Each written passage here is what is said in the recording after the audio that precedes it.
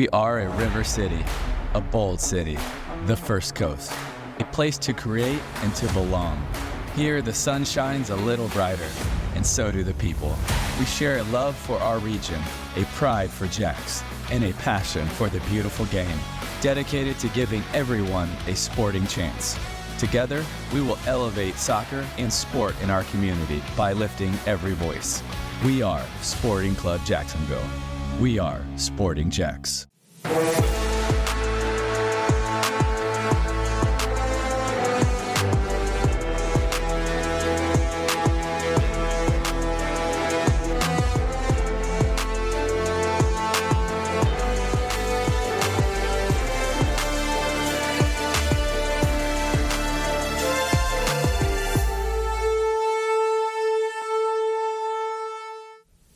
Hello and welcome into the Sporting Jacks Report, and Happy New Year along with Mauricio Ruiz. I'm Cole Pepper. Coming up, we'll take a look at the changes that have taken place in the USL Championship, plus what to expect from the second half of the USL Super League season. And we check in with one of the local high school teams enjoying a breakout season. But let's start first with a look ahead to 2025 for Sporting Jacks. Mauricio, 2025 is going to be a monumental year for Sporting Jacks. What are you going to be looking forward to the most?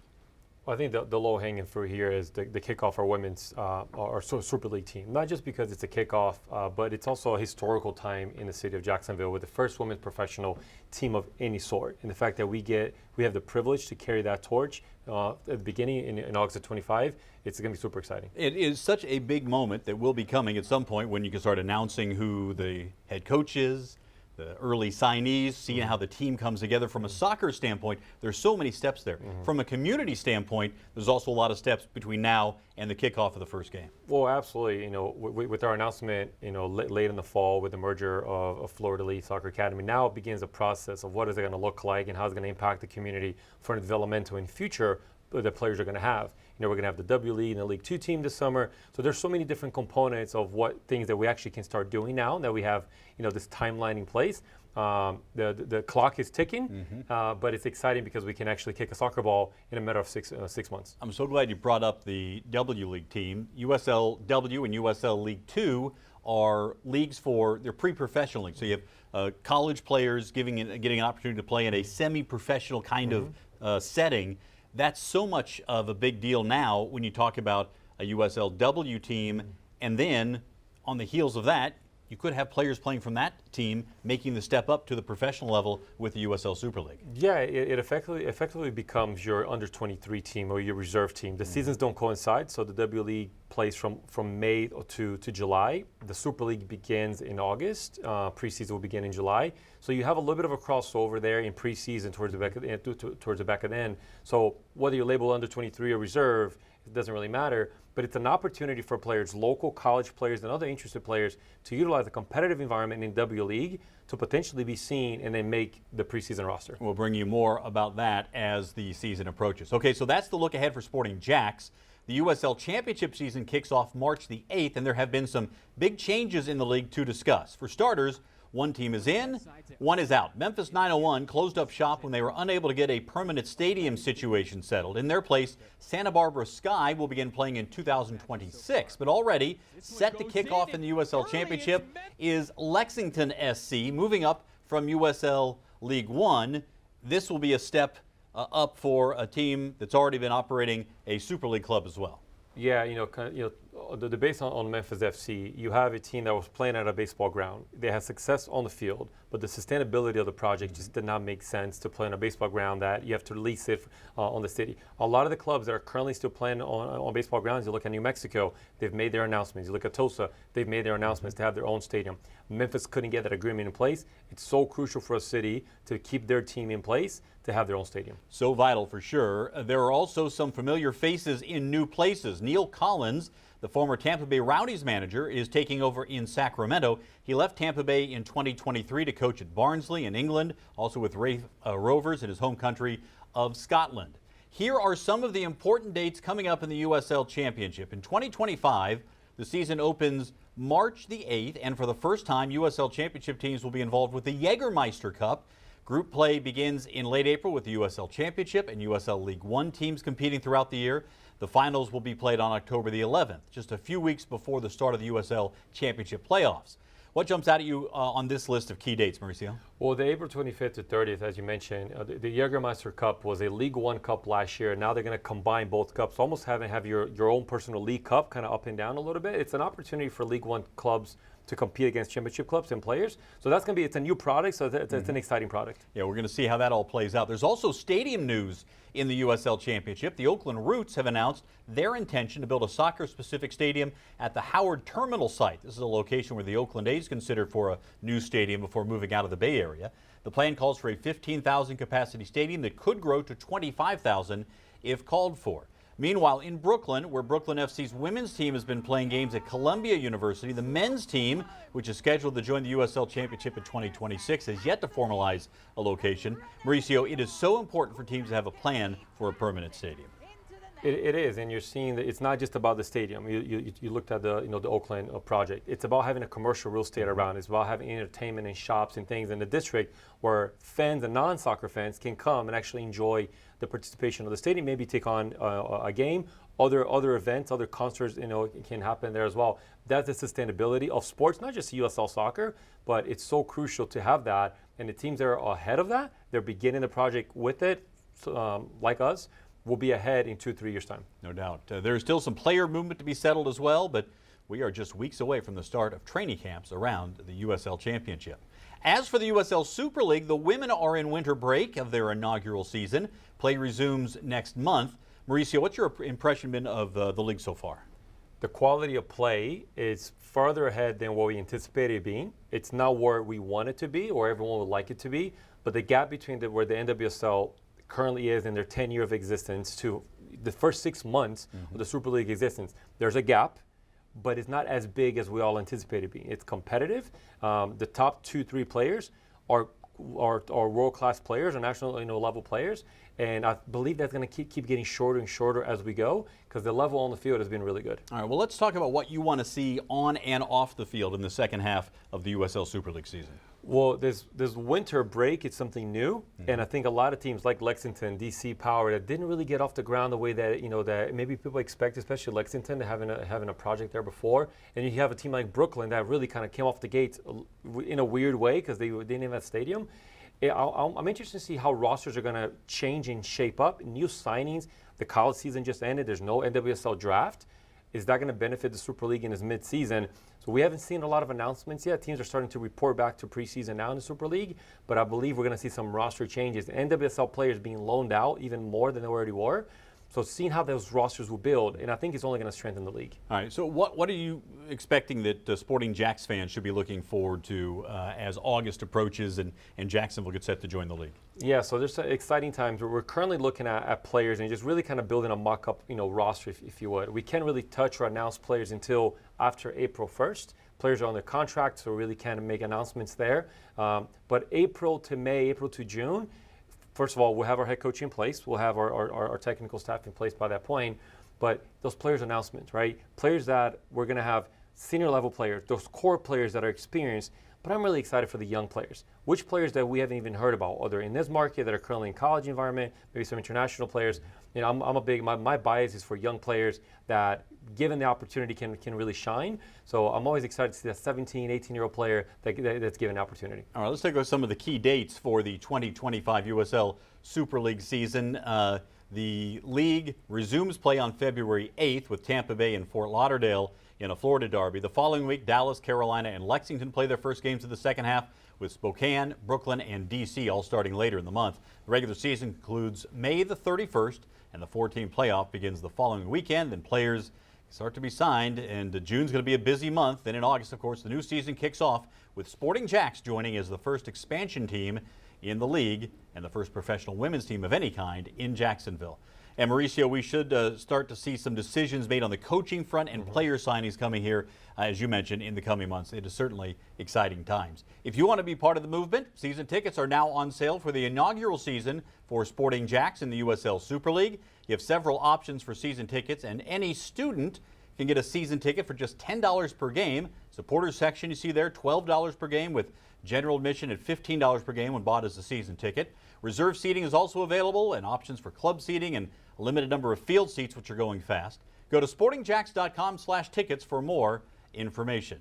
It is time now for Mauricio's Corner. We're going to do something a little different this time around since both the USL Championship and the Super League are not playing right now. We're going to take a closer look at the year and the trajectory of U.S. star Christian Pulisic, who's currently playing in Italy for AC Milan. Mauricio, Pulisic has had a rebirth since moving from Chelsea to Italy as far as his club performance is concerned, but he has really taken off in all phases. He really has. In the year that he had at Chelsea, remember, he played 98 games for Chelsea. That's no slouch. For you to play 98 games for Chelsea. Now, mind you, Chelsea was in a bit of a chaos at the time, a little bit unfair to really judge his time at Chelsea because a lot of players were kind of coming in now.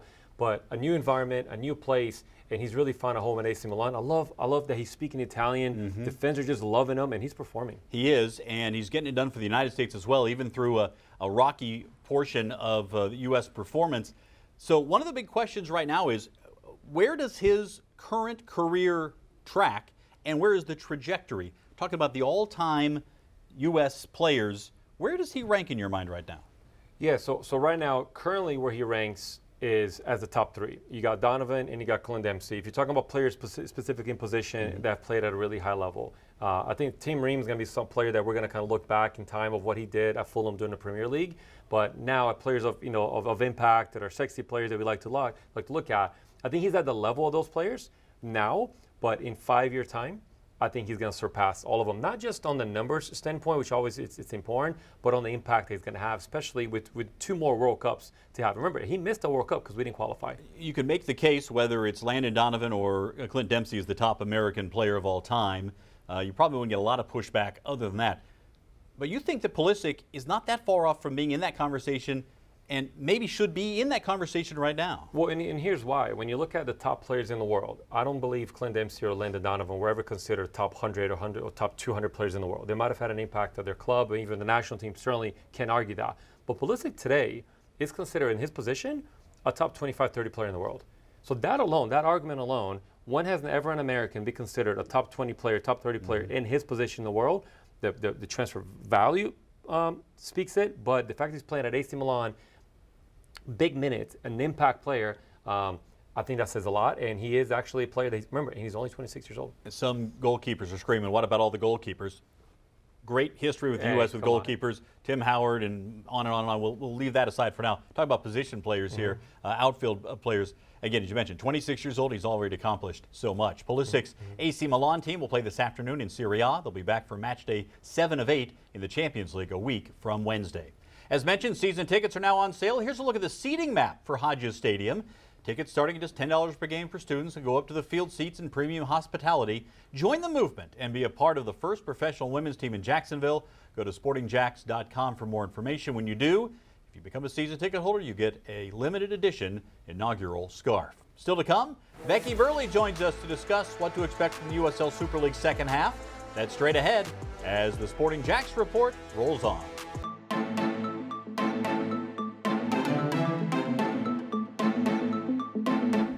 When the USL Super League kicks off the second half of the season, you can catch every game streaming on Peacock. The first half season is in the books, and some stars emerged. Let's introduce you to them.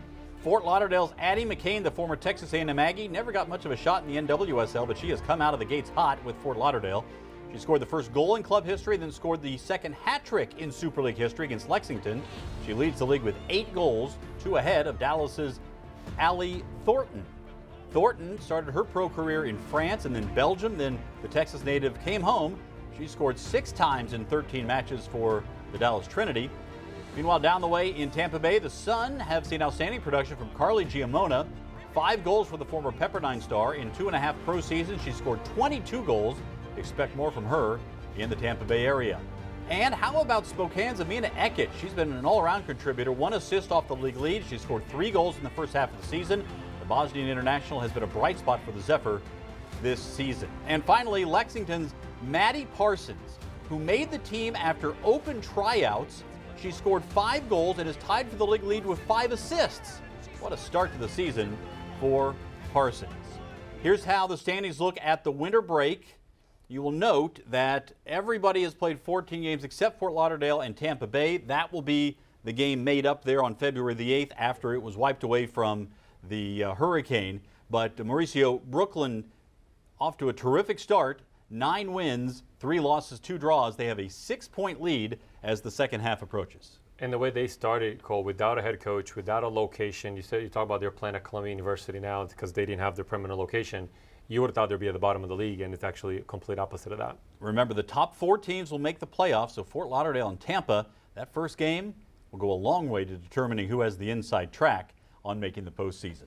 We now welcome in Becky Burleigh to the conversation. Becky, we're talking about some of the top stars in the first half. Who really stood out to you so far in the league? You know, I think maybe because I have some familiarity with her, Addie McCain is one of the ones that's top of my list. She played at Texas A&M, and we played against them, and I definitely remember her. But, you know, seeing somebody like that who came through the NWSL and then has arrived in the USL and has had such success, I'm really excited for her. And Becky, how much of a different personality do you expect teams to have after having time to assess the first 14 games? That's a really good question. I feel like a lot of teams are going to take this time to evaluate, see what they might need, or even just tweak with what they do have. And then the opportunity to sort of have like this mid-season, preseason camp again is really helpful because I think it gives you a chance to recalibrate. I would say that we are going to see some significant differences in teams in the second half. Where do you think that's going to show up? Tactics, strategy? I think it's a strategic approach. I think when you have that body of work to see what you've done and then be able to really have a break to sit back and evaluate that, that's a real opportunity to make changes for the better. And Coach Hayes has named her roster for the January camp. A lot of new faces. 11 of 22 players from the Olympic roster are not in camp for different reasons. It's an interesting group. What do you think?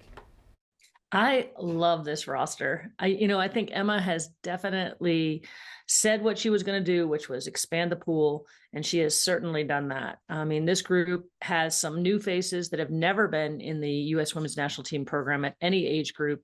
She's also got some veterans that are going to help lead the way. I think it's a great group to sort of see how we can expand this pool, and then maybe even further with the futures pool that's going to be playing against this group. Yeah, you bring up a great point on the futures roster that's going to work against the U.S. Women's National Team. What do you think is going to come of that? I'd be super excited if I was a player on that roster because basically you just get to spend time in front of that staff, and especially in an opponent role. I mean, it's a great opportunity for a young player or a new player to this system to be able to show a little bit about what they can do against the top level competition. I mean, that's an amazing opportunity for players in this country right now with this roster that's just released, plus the future roster. Becky, thanks so much. We should point out, by the way, that Jacksonville native Avery Patterson is one of those players on that futures roster.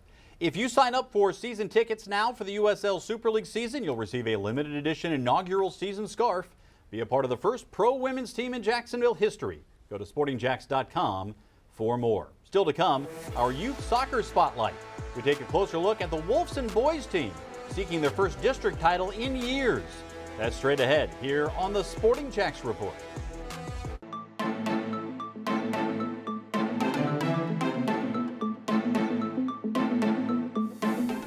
In the coming months, Sporting Jacks will be unveiling the inaugural kit, but you can already get official Sporting Jacks merchandise from sweatshirts and scarves to shirts and hats.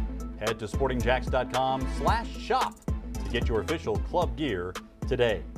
Now time for the Youth Soccer Spotlight presented by the Bearded Pig Barbecue. It's been a while since Wolfson's boys soccer team won the district, but this year the Wolfpack has been enjoying a big year. The Pack opened the 2025 calendar year with a record of 11 wins, 2 ties, and just 1 loss. That was to the top-ranked team, Mandarin. On Tuesday, the team beat Inglewood in the Gateway Conference Tournament and then won on Wednesday in the Gateway Conference Tournament in thrilling fashion. This is a team averaging more than 3 goals per match. They're scoring early and often and having fun doing it.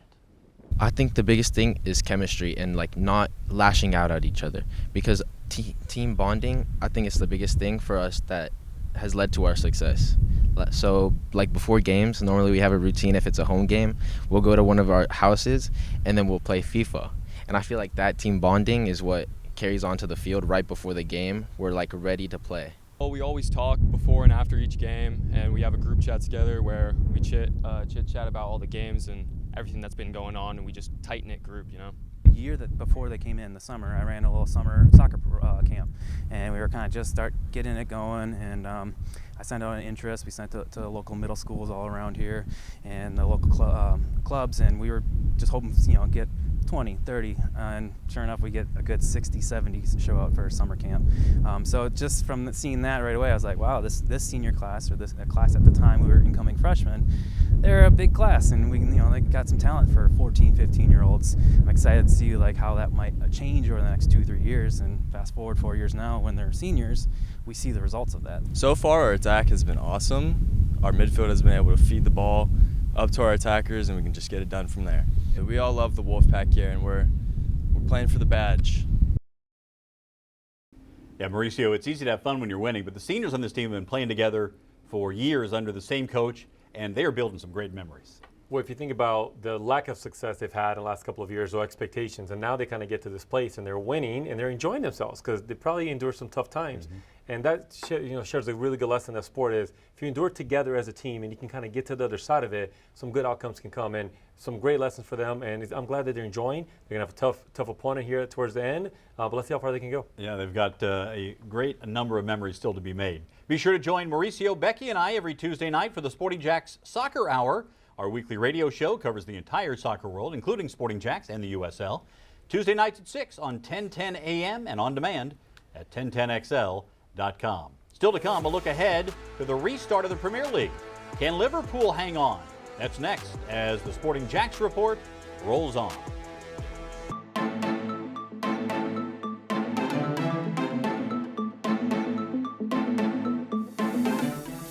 You can watch the Sporting Jacks Report every Saturday at noon on NBC 12. Most weeks, that's immediately before Premier League soccer on NBC. You can also find us on demand on First Coast News Plus and the Sporting Jacks YouTube channel. The Premier League resumes play on Tuesday. One of the featured matches of the week is Nottingham Forest hosting Liverpool. Clearly, these two clubs are the two biggest stories of the year. Liverpool atop the table after seeing Jurgen Klopp leave, and Forest is having the best season this century.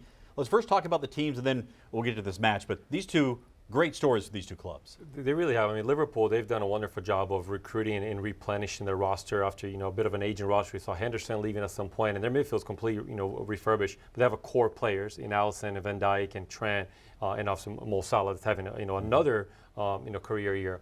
But then you switch over to Nottingham Forest. Like, what are they doing? I mean, they were fighting relegation last year, and they did add some new members to the roster.